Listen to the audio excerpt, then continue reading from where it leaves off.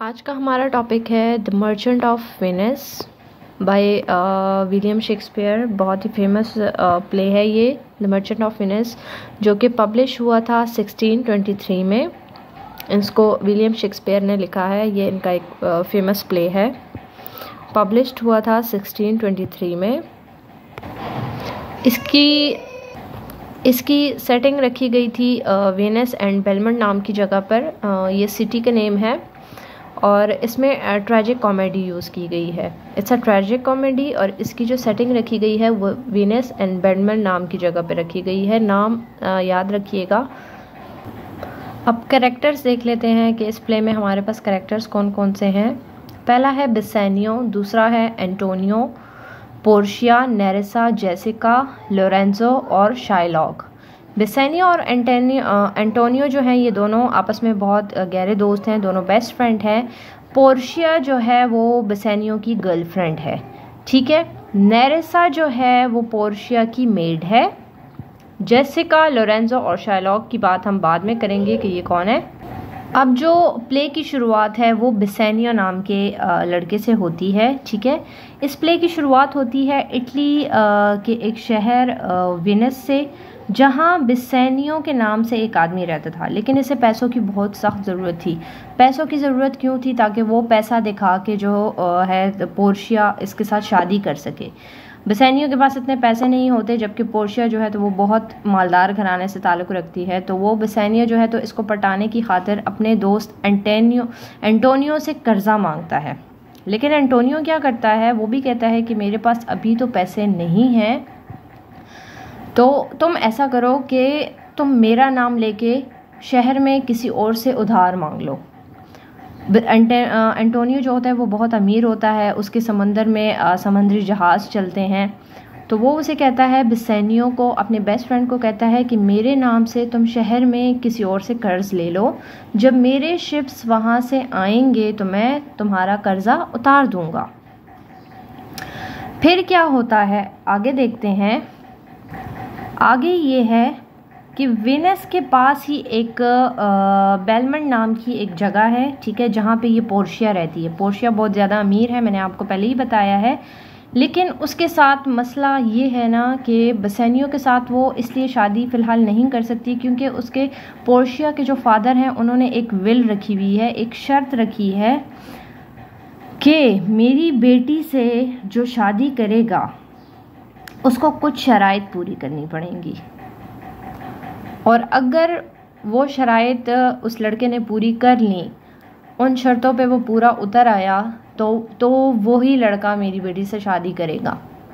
और शर्त क्या थी? शर्त ये थी कि 3 बॉक्सेस जो हैं तो वो उस लड़के के सामने रखे गए होंगे, सिल्वर, गोल्ड वगैरह का ना। अगर उसमें कोई भी उसने सही वाला चूज़ कर लिया तो वो मेरी बेटी के साथ शादी करेगा। अब पोर्शिया जो है तो वो हर रोज़ अपनी मेड नेरेसा के साथ ये बातें डिस्कस करते हुए लगी रहती है, खफा होती है कि शायद मेरी शादी ना हो सके, क्योंकि वो उसको इतना यकीन नहीं था कि कोई भी लड़का आएगा और वो सही बॉक्स को चूज़ करेगा। अच्छा, और अब वेनिस में क्या चल रहा है कि बेसेनियो ने एक लड़का ढूंढ लिया है, एक आदमी ढूंढ लिया है जो इसको उधार देता है, जो इसको कर्ज़ा देता है।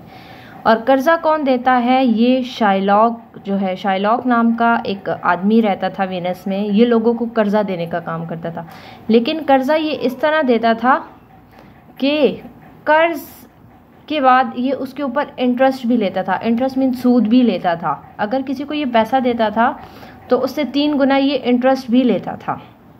अब बेसेनियो ने इसको ढूंढ लिया है और इससे पैसे लेने की बात की है। अब बेसेनियो इसको कहता है कि मुझे कर्ज चाहिए, लेकिन शाइलॉक जो है, शाइलॉक कहता है कि अगर तुमने मुझे 3 महीने के अंदर अंदर मेरा पैसा रिटर्न मुझे ना किया तो मैं एंटोनियो का, उसका जो दोस्त होता है, जो बेस्ट फ्रेंड होता है, मैं उसकी बॉडी में से 1 पाउंड गोश्त काटूंगा। मेरी मर्ज़ी है कि मैं उसकी बॉडी में से जहाँ से भी 1 पाउंड जो है तो मीट काटना चाहूँ तो वो मेरी मर्ज़ी है, लेकिन अगर तुमने मुझे, ये उसका इंटरेस्ट है, वो इंटरेस्ट मांग रहा है। अब एंटोनियो जो है तो वो इस इंटरेस्ट पे गुस्सा हो जाता है कि तुम इतने कम पैसों के बदले जो है तो इतना ज़्यादा इंटरेस्ट मांग रहे हो। बहरहाल एंटोनियो को जो है तो इतना ख़ुद पे यकीन था कि मेरे 3 महीने से पहले ही मेरे शिप्स जो हैं तो वो वापस आ जाएंगे, तो मैं शाइलॉक को उसके पैसे वापस कर दूंगा, उसका उधार वापस कर दूंगा। अब वहाँ क्या चल रहा है, बेलमंड में क्या चल रहा है, पोर्शिया पे रिश्ते आ रहे हैं, प्रिंस के बेटों के रिश्ते आ रहे हैं, लेकिन वो भी गलत संदूक जो है तो वो गलत बॉक्सेस को चूज़ करते हुए हैं। तो फ़िलहाल तो पोर्शिया की शादी रुकी हुई है। अच्छा, तो अब बात करते हैं जेसिका और लोरेंजो के कैरेक्टर की, कि जेसिका और लोरेंजो जो हैं तो वो कौन है। जेसिका जो है वो शाइलॉक की बेटी है, ठीक है। लोरेंजो जो है तो वो इसका बॉयफ्रेंड है। एक रात क्या होता है, जेसिका अपने बॉयफ्रेंड लोरेंजो के साथ भाग जाती है, लेकिन भागने से पहले वो अपने बाप का घर से सारा पैसा, सारी वेल्थ, जितनी भी उसकी चीज़ें होती हैं, कीमती अशिया होती हैं, वो लेकर भाग जाती है, अपने बॉयफ्रेंड लोरेंजो के साथ भाग जाती है। अब ये दोनों जो हैं तो बेसेनियो के साथ ही बेलमंड भाग जाते हैं, ठीक है। अब वहाँ पे एक प्रिंस ऑफ एरागॉन है जो शादी के इरादे से आया है। किसके साथ शादी के इरादे से आया है? पोर्शिया के साथ शादी के इरादे से आया है, लेकिन मसला क्या होता है, वो भी गलत बॉक्स को चूज़ करता है, तो वो भी जो है तो वो खाली हाथ वापस चला जाता है। उसकी शादी भी पोर्शिया के साथ नहीं हो पाती।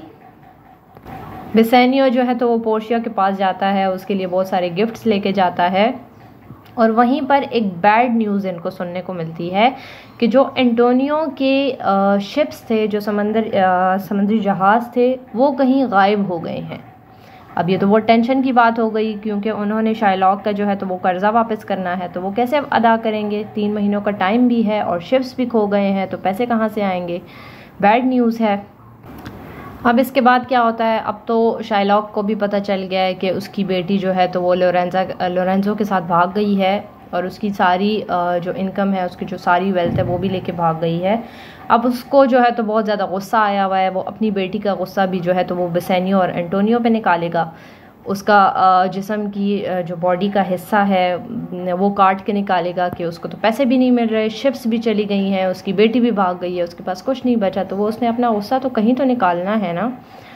लेकिन यहाँ पे थोड़ा सा ट्विस्ट आता है कि बेसेनियो क्या करता है कि जो एज़ पर उसके जो पोर्शिया के फादर थे, उसकी जो विल थी, उस पर वो पूरा उतर आता है, वो सही बॉक्स को चूज़ कर लेता है, और वहीं पे ये पोर्शिया और बेसेनियो जो हैं तो वो एक दूसरे को रिंग पहना के इंगेजमेंट कर लेते हैं। और पोर्शिया जो है तो वो उसके साथ उसे कहती है कि तुम मेरे साथ वादा करो कि तुम ये मेरी दी हुई रिंग जो है तो अपने हाथ से नहीं उतारोगे। बेसेनियो को कहती है। अब एक और ट्विस्ट आता है। अब जो पोर्शिया की जो मेड है नेरिसा, उसको बेसेनियो का एक दोस्त ग्रेंचियानो पसंद आ जाता है। अब इन दोनों की भी आपस में सेटिंग हो गई है, ठीक है। मैंने ये कैरेक्टर एंड में मेंशन किया है क्योंकि इसका जो नेम है तो वो बाद में आता है। तो नेरिसा और ग्रेंचियानो जो है तो वो एक दूसरे को पसंद करने लगते हैं, ठीक है। इनकी भी आपस में सेटिंग हो जाती है। अब फिर से एक बैड न्यूज़ आती है। एंटोनियो का लेटर आता है बेसेनियो को वो बताता है कि बैड न्यूज़ ये है कि जो मेरे समुद्री जहाज़ थे वो कहीं खो गए हैं और वो मिल नहीं रहे, उनका कुछ अता पता नहीं है। अब टेंशन लगी हुई है कि पैसे कैसे वापस करेंगे हम, और वहाँ पे जो शाइलॉक है वो मेरा गोश्त काटने पे तुला हुआ है, वो मेरी जान नहीं छोड़ रहा, तो अब क्या होगा। बेसेनियो को इतना परेशान देखते हुए जो है तो पोर्शिया को अंदाज़ा हो जाता है कि कुछ तो गलत हो रहा है, कुछ ऐसी गड़बड़ है। तो वो क्या करती है, वो चूँकि बहुत ज़्यादा अमीर होती है, वो कुछ पैसे, बहुत सारे पैसे जो हैं तो वो बेसेनियो को दे के वहाँ से रवाना करती है, वीनस की तरफ रवाना करती है। लेकिन बेसेनियो के जाने के बाद पोर्शिया भी टेंशन में लगी रहती है कि कोई तो ऐसी बात है जिसकी वजह से बेसेनियो को इतनी परेशानी हो रही है। अब क्या होता है कि वीनस सिटी के कोर्ट के अंदर एंटोनियो को पकड़कर लाया जाता है और उसके गोश्त काटने की बात की जाती है। बेसेनियो भी आ चुका है वहाँ पर, ठीक है, और वो शाइलॉक को 3 गुना इंटरेस्ट देने के लिए तैयार हो गया है कि तुम मेरे दोस्त की जान बख्श दो, भले मैं तुम्हें 3 गुना ज़्यादा इंटरेस्ट दूंगा। लेकिन शाइलॉक तो अड़ा हुआ है, वो तो कहता है कि मुझे इसका 1 पाउंड गोश्त ही चाहिए। उसको गुस्सा है ना, उसको अपनी बेटी का भी गुस्सा है, तो वो उसने कहीं तो निकालना है अपनी बेटी का भी गुस्सा। फिर क्या होता है कि यहाँ पे पोर्शिया और नेरेसा दोनों आ जाती हैं, लेकिन पोर्शिया अपने असली हुलिये में नहीं आती, वो एक लॉयर का भेस बदल कर आती है, लॉयर बनकर आती है। ये आते ही एंटोनियो को डिफेंड करने लगती है कि शाइलॉक को कोई राइट नहीं है कि वो एंटोनियो का गोश्त काटे। अगर उसको गोश्त काटना भी है तो बग़ैर उसके खून का एक कतरा गिरे हुए, बग़ैर उसका खून गिरे हुए उसको गोश्त काटना होगा। अगर उसको ये शर्त मंजूर है तो ठीक है, अगर नहीं तो शाइलॉक की जितनी भी वेल्थ है, जितनी भी उसका पैसा है, वो सारे जो है तो वो यहाँ की स्टेट और एंटोनियो को दी जाएगी, वो जब्त कर लिया जाएगा। पोर्शिया ने तो आते ही पासा पलट दिया। शाइलॉक ने तो गोश्त लेने की बात की थी ना, खून की तो बात नहीं की थी। तो लेकिन फिर भी एंटोनियो जो है तो वो शाइलॉक को डिफेंड करने लगता है, वो उसकी साइड लेता है। वो कहता है कि खैर है, कोई बात नहीं, हम फ़िलहाल इसकी जो वेल्थ है उसको ज़ब्त नहीं करेंगे, लेकिन हाँ इसको मरने से पहले एक वादा करना पड़ेगा कि ये अपनी सारी वेल्थ का जो आधा हिस्सा है वो एंटोनियो को देगा और आधा हिस्सा इसकी जो बेटी है जेसिका के नाम करेगा।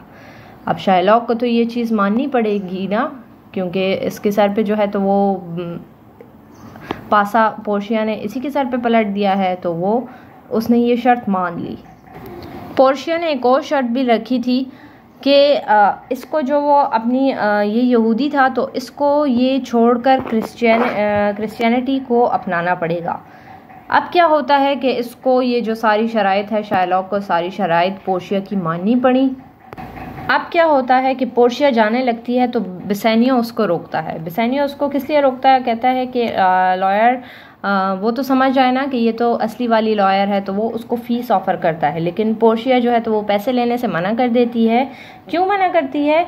वो कहती है कि मुझे पैसे नहीं चाहिए, तुम ऐसा करो जो तुमने अपने हाथ में रिंग पहनी हुई है वो मुझे उतार के दे दो। अब बिसेनियो को जो है तो वो टेंशन लग जाती है कि मैं तो ये रिंग वापस नहीं कर सकता, क्योंकि मैंने पोर्शिया के साथ वादा किया है कि मैं ये किसी को भी उतार कर नहीं दूंगा। लेकिन एंटोनियो जो है तो वो उसको उकसाता है कि देखो उसने तुम्हारे दोस्त की जान बचाई है तो तुम्हें ये रिंग दे देनी चाहिए ना। तो वो उसके उकसाने पे बिसेनियो जो है तो वो उसको रिंग दे देता है। ठीक है, अब क्या होता है, बेलमंड का सीन आता है। बेलमंड में लोरेंजो और जेसिका जो है तो वो क्या करते हैं, वो बहुत मज़े से अपनी लाइफ को एंजॉय कर रहे होते हैं। ठीक है, और फिर ये सारे जो हैं तो दोस्त जो हैं बिसेनियो, एंटोनियो, पोर्शिया, नेरेसा, ये सब लोग जो है तो एक जगह पे जमा हुए होते हैं। अब पोर्शिया जो है तो वो गुस्सा दिखाने का ड्रामा करती है बिसेनियो को कि तुमने मेरी जो है तो दी हुई रिंग को गुमा दिया, तुमने उसको गुम कर दिया, हालांकि तुमने कसम खाई थी कि तुम किसी को भी नहीं दोगे। तो वो अपनी सफाई पेश करने ही लगता है कि एकदम से वो बोल देती है कि परेशान होने की बात नहीं है, वो जो लॉयर थी वो मैं ही थी, मैं अपना भेस बदल कर आई थी, तुम लोगों को बचाने के लिए अपना भेस बदल कर आई थी। अब एंड में क्या होता है, एंड में एक मज़े की एक बहुत अच्छी न्यूज़ आती है कि जो एंटोनियो के शिप्स थे जो खो गए थे वो मिल चुके हैं। अब ये सारी कहानी के बाद जो है तो आखिर में एक अच्छी न्यूज़ मिलती है। दो अच्छी न्यूज़ होती है कि पोर्शिया और बिसेनियो भी मिल जाते हैं और एंटोनियो के जो खोए हुए शिप्स थे समंदर में वो भी मिल जाते हैं, और इस तरह इस प्ले की हैप्पी एंडिंग हो जाती है।